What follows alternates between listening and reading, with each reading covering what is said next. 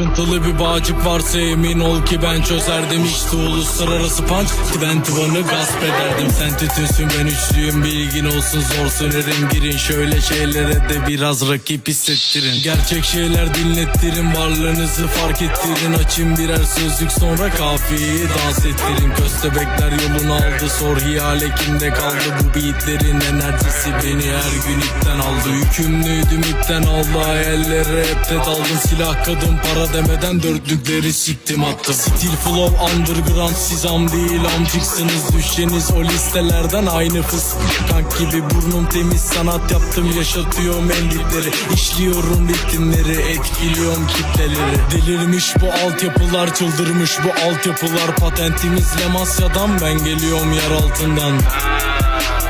Yansıtıyorum gerçekleri, yansıtıyorum gerçekleri.